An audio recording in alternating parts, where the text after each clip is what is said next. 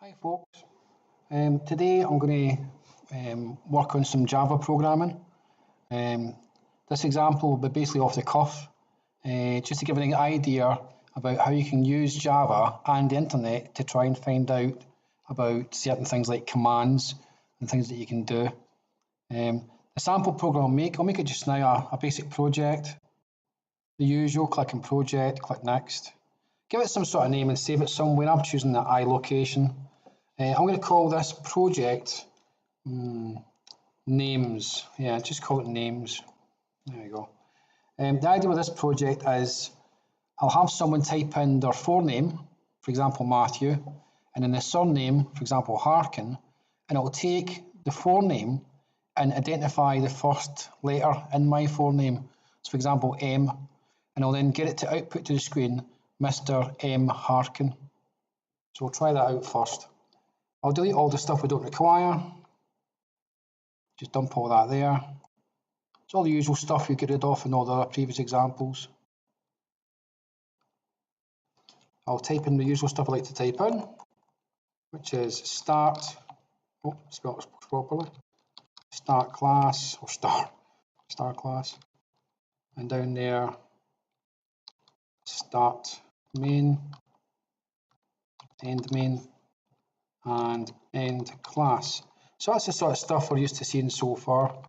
Now I'm going to use the keyboard, so I have to use a scanner class. So import java.util.scanner with a capital S. That allows us to use the keyboard scanner. A couple more commands I have to add in, because if you've used the scanner before, you'll recognise these already. So scanner equals new scanner system, spell that right, system.in. That's the first part. Oh, it's giving me issues here. You give the scanner a name, keyboard. There you go.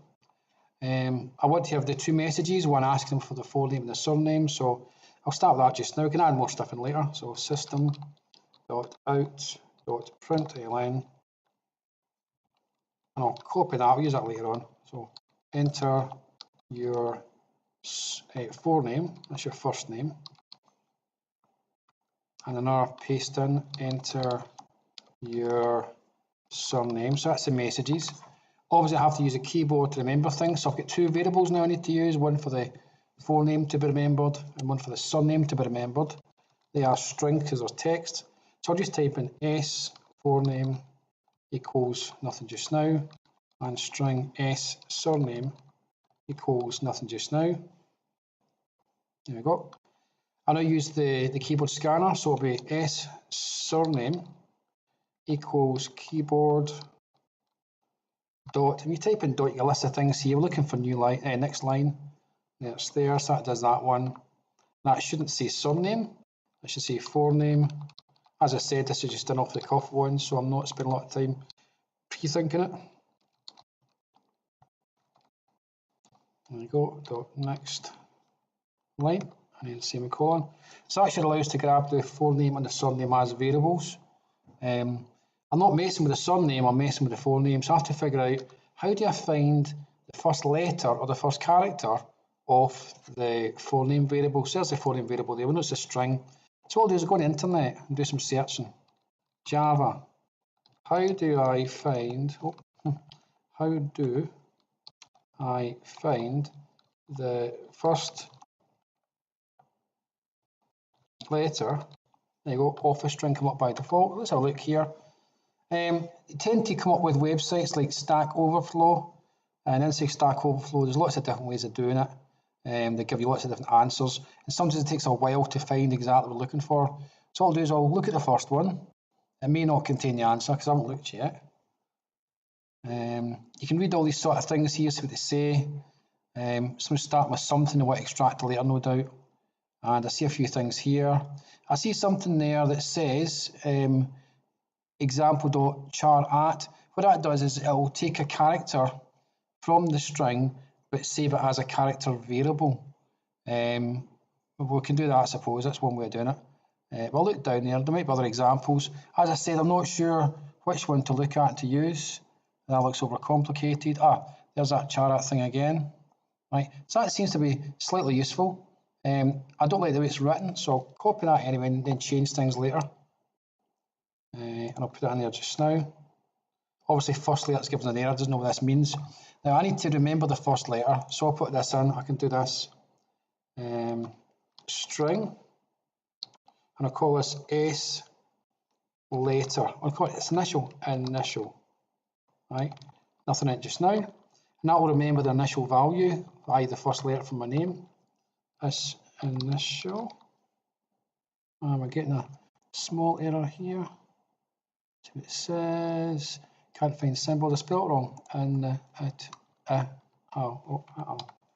There you go. Spell mistake as expected. Example's not what we're looking for. Example's the name of the variable you want to find a character from. I want to find it from my forname. There you go. Now what it does is it uses a built-in function called CharAt. So let's look it up just now. What is CharAt? Let's see it. Java CharAt. Did I do ChatAt? Oh look, and it comes to websites again. This one says tutorials point. They're a good place to go. Sometimes I'll go there and have a look. This returns a character located in a string specific index. What it really means is it gives you back one character from the string, which is what we're looking for. So that does it. And 0 means the very first location in that string. If I put in 0, it will find M for Matthew. If I put in a 1, it would find an A, which is the next letter along, and a 2 would be a T, M-A-T, as in Matthew. I'm looking for the first letter, and that should find it that way. Now that does find it, but then I have to then convert all this back into a string again, because I've said initial is a string. So string.ValueOf, this is another built-in function. It starts here, ends way over there. So string.ValueOf, this converts this from a character back into a string. So I've done that. I would like to see my name, see what it comes up as. So system dot out dot println.